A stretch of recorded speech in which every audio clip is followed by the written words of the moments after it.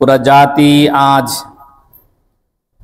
দীর্ঘ জুলুম থেকে মুক্তি পাওয়ার কারণে ছাত্র জনতার ভাষায় দ্বিতীয় মুক্তিযুদ্ধের স্বাধীনতার আনন্দ উপভোগ করছে।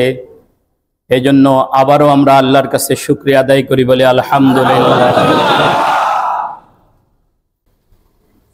আমার গতানুগতিক যে বিষয় ছিল সেই বিষয়কে সামনে রেখেই আল্লাহ রাব্বুল আলামিন যদি তৌফিক দান করেন কিছু জরুরি কথা বলবো। কথাগুলো মনোযোগ দিয়ে শুনবেন, বোঝার চেষ্টা করবেন, দলিল ভিত্তিক কথা বলবো ইনশাআল্লাহ। আবেগ দিয়ে নয়, কথাগুলো বিবেক দিয়ে বোঝার চেষ্টা করবেন। আমরা এখন আবেগ তাড়িত, সবাই আমরা এখন আবেগ তাড়িত। আবেগ দিয়ে নয়, কথাগুলো বিবেক দিয়ে বোঝার আবেদন রাখছি। একটা পট পরিবর্তনে আমাদের কিছু বিষয় জানা দরকার। জানার অভাবে আমরা ভুল করে ফেলি। জানার অভাবে কাজটা আমি সওয়াব থেকে বঞ্চিত হয়ে যাই। একজন ধর্মীয় ব্যক্তিত্ব হিসাবে বিষয়গুলো জানানো আমার উপর অপরিহার্য, বিধায় আমি জানাচ্ছি। এই পৃথিবীটার মালিককে, এই মানব বাগান সাজাইছেন কে?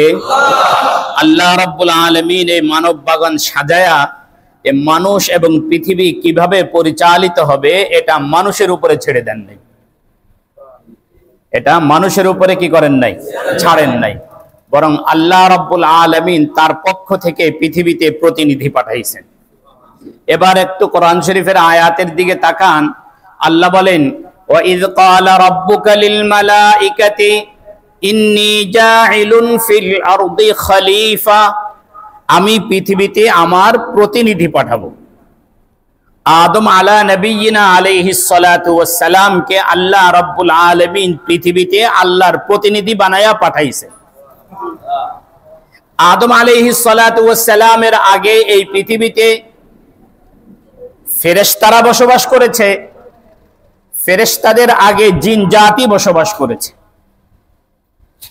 জিন জাতির মতো বসবাস করে পৃথিবীর এই বাসস্থানকে, আবাসকে অযোগ্য করে দেওয়ার পরে আল্লাহ রাব্বুল আলামিন জিন জাতিকে বিতাড়িত করে ফেরেশতাদেরকে দিয়েছিলেন বসবাস করার জন্য। কিন্তু ফেরেশতাদের দ্বারাও এই পৃথিবীতে আল্লাহ রাব্বুল আলামিন আল্লাহর ইবাদতের যে রাজত্ব কায়েম করতে চেয়েছিলেন, আল্লাহর হুকুমের যে বাস্তব নমুনা এই পৃথিবীতে কায়েম করতে চেয়েছিলেন, সেটা সম্পন্ন হয়নি। বিধায় আল্লাহ রাব্বুল আলামিন মানুষকে তৃতীয় নম্বরে পৃথিবীতে পাঠালেন। কিন্তু প্রথম যে মানুষটাকে আল্লাহ রাব্বুল আলামিন পৃথিবীতে পাঠালেন তাকে আল্লাহ রাব্বুল আলামিন আল্লাহর তরফ থেকে খলিফা বা খলিফাতুল্লাহ, আল্লাহর প্রতিনিধি, এই সার্টিফিকেট দিয়ে, এই নাম দিয়ে, এই সিলমোহর দিয়ে পৃথিবীতে পাঠাইছেন।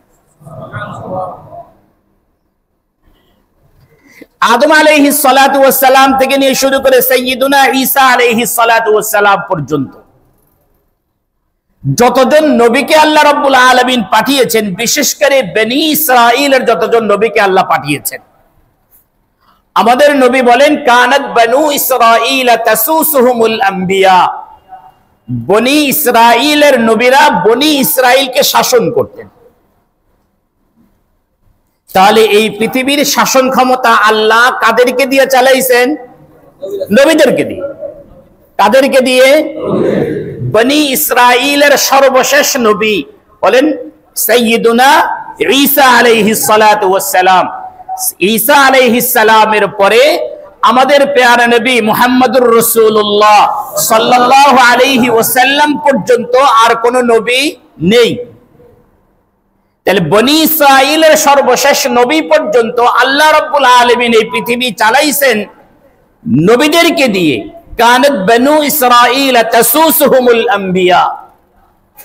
আমার এতক্ষণের কথা থেকে আমি যে বিষয়টা বোঝাতে চাইছি, এই পৃথিবীতে যদি জুলুম এবং নৈরাজ্য থেকে যদি পৃথিবীর মানুষ সত্যিকার অর্থে যদি নিষ্কৃতি চায়, এই পৃথিবীতে মানুষের অধিকার যদি পেতে চায়, এই পৃথিবীতে মানুষ যদি মানুষের মনুষ্যত্ব নিয়ে যদি বসবাস করতে চায়, তা আল্লাহ রাব্বুল আলামিন যেভাবে পৃথিবী চালাইতে বলেছেন এভাবে চালালেই শুধু মানবতা ঠিক থাকে, নতুবা মানবতা ঠিক থাকে না।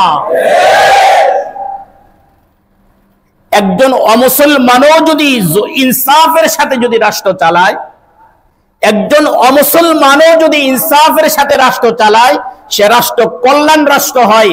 পৃথিবীর ইতিহাস ঘেটে দেখবেন অমুসলমান কিন্তু পৃথিবীর ইতিহাসে তাদের নাম স্বর্ণাক্ষরে লিখিত আছে, শুধুমাত্র ইনসাফের কারণে, জুলুমের কারণে বহু মুসলিম বাদশাহ পৃথিবীর ইতিহাস থেকে হারায় গেছে। আল্লাহ পাক রব্বুল আলামিন আমাদেরকে বুঝার তৌফিক দান করেন, সকলে বলে আমিন। মনে রাখবেন, জুলুমের উপরে কোনো কিছু টিকে থাকে না, স্থায়ী হয় না। জুলুমের উপরে কোনো কিছু স্থায়ী হয় না, টিকে থাকে না। আজকে যারা আমরা বিজয় উদযাপন করছি, আমরা জুলুম থেকে নিষ্কৃতি পেতে গিয়ে আমরা নিজেরা যেন জালিমের চেয়ারে না বসি,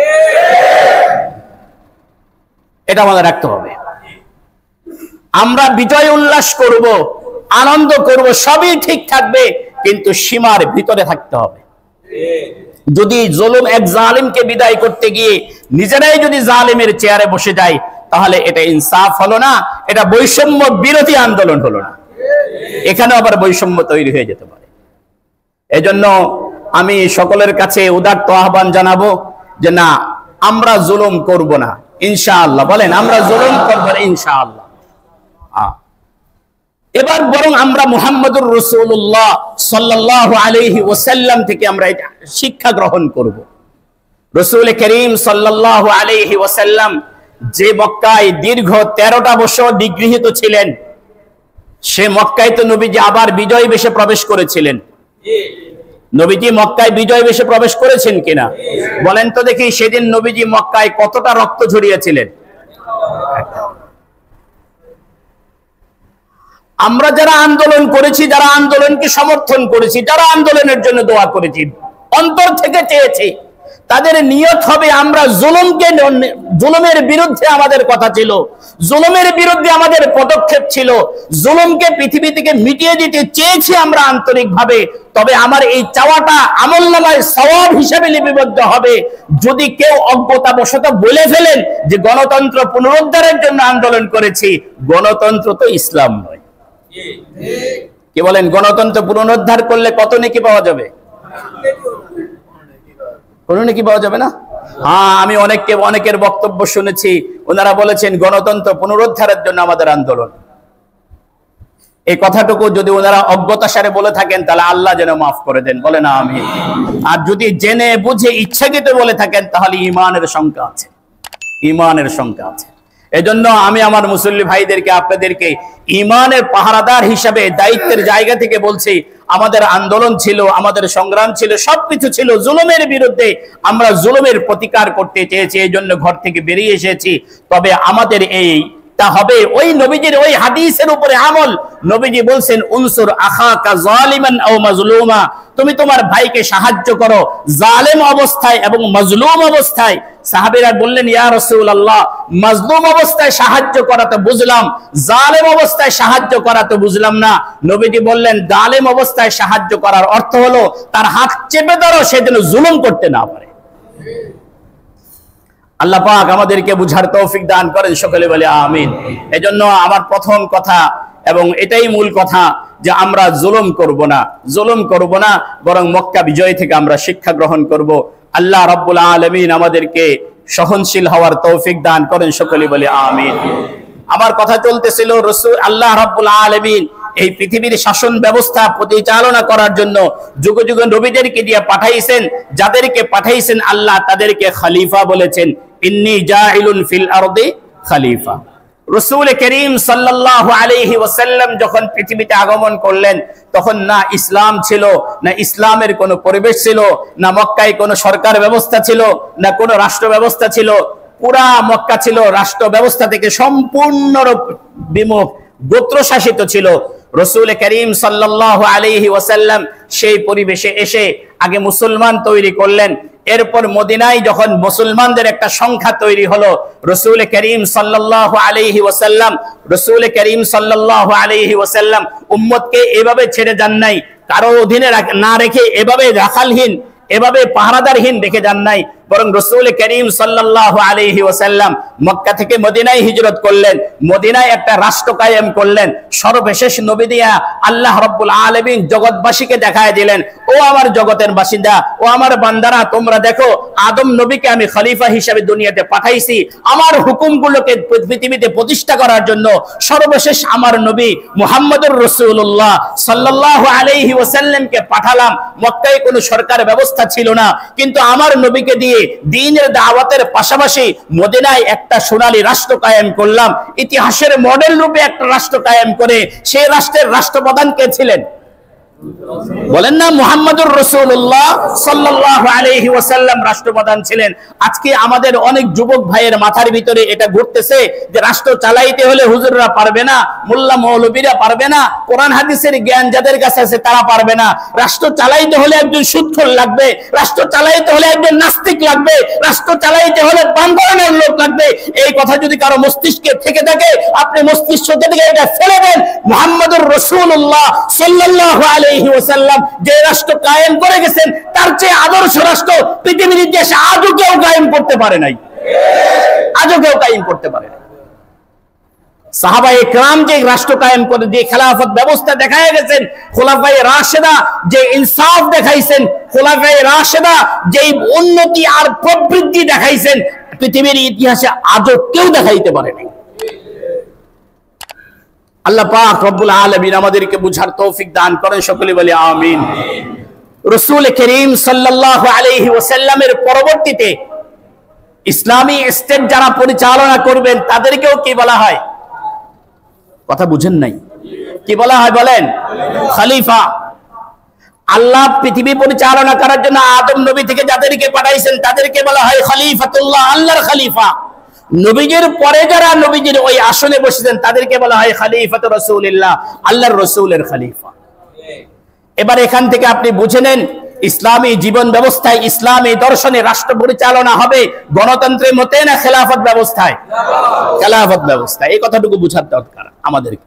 এবং খেলাফত ব্যবস্থাটা এতটা জরুরি, খলিফা হওয়াটা এতটা জরুরি যে রাসূল করিম সাল্লাল্লাহু আলাইহি ওয়াসাল্লামের দাফন কাফন বিলম্ব করা হয়েছে আর তার আগে খলিফা নিযুক্ত করা হয়েছে।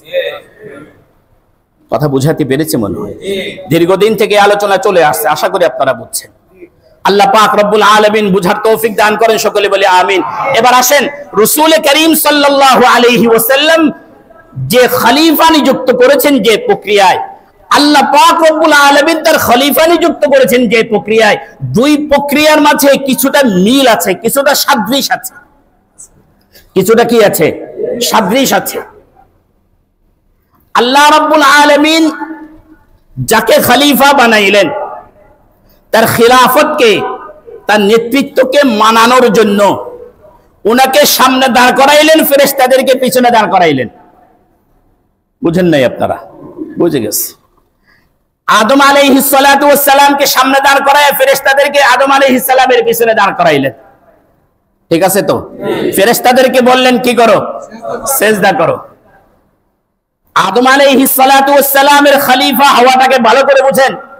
আল্লাহ রাব্বুল আলামিন শুধু এতটুকু বলে দিলে পারতেন, ইন্নী জাইলুন ফিল আরদি খলিফা, জমিনে আমি আমার খলিফা বানাইতেছি, আদমকে বানাইলাম, সে আমার খলিফা, তার খেলাফত মেনে নাও। এতটুকু বললে আল্লাহ পাক যথেষ্ট ছিল। কিন্তু আল্লাহ রাব্বুল আলামিন এতটুকু বলাটাকে যথেষ্ট মনে করেন নাই, বরং আল্লাহ রাব্বুল আলামিন ফেরেশতাদেরকে পিছনে দাঁড় করায়া আদম আলাইহিস সালামের খেলাফতের উপরে মোহর লাগানোর জন্য, আদম আলাইহিস সালাতু ওয়াস সালামের খেলাফতের স্বীকৃতি আদায় করার জন্য বাস্তবিকভাবে ফেরেশতাদেরকে পিছনে দাঁড় করায়া সিজদা দেওয়ায়া আল্লাহ রাব্বুল আলামিন বুঝায়া দিলেন যে খেলাফত এভাবে মানতে হয়। রাসূল করিম সাল্লাল্লাহু আলাইহি ওয়াসাল্লাম দুনিয়ার থেকে যখন বিদায় নেবেন, তখনও আবু বকর সিদ্দিককে জায়নামাজে দাঁড় করায়া সাহাবায়ে কেরামকে পিছনে দাঁড় করায়া দিলেন। সুবহানাল্লাহ। আপনারা বুঝেন নাই রে ভাই? কি বলেন? আল্লাহ রাব্বুল আলামিন তার খলিফা আদম বানায়া আদমকে সামনে দাঁড় করাইলেন, ফেরেশতাদেরকে পিছনে দাঁড় করাইলেন। রাসূল করিম সাল্লাল্লাহু আলাইহি ওয়াসাল্লাম তার প্রথম খলিফাকে জায়নামাজের সামনে দাঁড় করাইলেন, আর সাহাবায়ে কেরামকে কোথায় দাঁড় করাইলেন? পিছনে দাঁড় করায় দিলেন। বাকি আল্লাহ রাব্বুল আলামিন বলছেন যে আদম আমার খলিফা, নবীজি এই কথা বলেন নাই আবু বকর আমার খলিফা। বেশ কম কি? আল্লাহ বলছেন আদম আমার খলিফা, কিন্তু নবীজি এই কথা বলেন নাই আবু বকর আমার খলিফা। বেশ কম এটা। আদম আলাইহিস সালাতু ওয়াস সালামকে সিজদা করতে বলার পরে আল্লাহর যে খলিফা ছিল, আল্লাহর খলিফাকে অস্বীকারী একজন ছিল। কে? শয়তান। আল্লাহর খলিফাকে অস্বীকারী একজন ছিল, সে কি? শয়তান, ইবলিস, শয়তান। তা আল্লাহ রাব্বুল আলামিনের খলিফাকে ইবলিস অস্বীকার করার কারণে, শয়তান না মানার কারণে আল্লাহ তাকে জান্নাত থেকে বাইর করে দিয়েছে। কোথা থেকে বের করছেন? জান্নাত থেকে বের করে দিয়েছে। ঠিক রাসূল করিম সাল্লাল্লাহু আলাইহি ওয়াসাল্লামের যে খলিফা, ওনার নাম কি? আবু বকর সিদ্দিক। ওনার খেলাফতকেও অস্বীকারী একদল লোক পৃথিবীতে আছে। ইহুদিদের পেড এজেন্ট আব্দুল্লাহ ইবনে সাবা এবং ইহুদি ও নসল ছিল। বর্তমান ইরানের শিয়াদের মুরব্বী আব্দুল্লাহ ইবনে সাবা, নবীজি বললেন আমার খলিফার খেলাফত যারা অস্বীকার করে ইহুদি জাতি, আখরিজুল ইয়াহুদ মিন জাজিরাতিল আরব, নবীজি নবীজের খলিফাকে অস্বীকারীদেরকে আরব থেকে বের করে দিয়েছে। আল্লাহ আল্লাহর খলিফাকে অস্বীকারীকে জান্নাত থেকে বের করছেন, নবীজি নবীজের খলিফাকে অস্বীকারীকে আরব থেকে বের করতে বলছেন। নবীজি বলছেন আখরিজুল ইয়াহুদা মিন জাজিরাতিল আরব, ইহুদিদেরকে আরব থেকে বের করে দাও।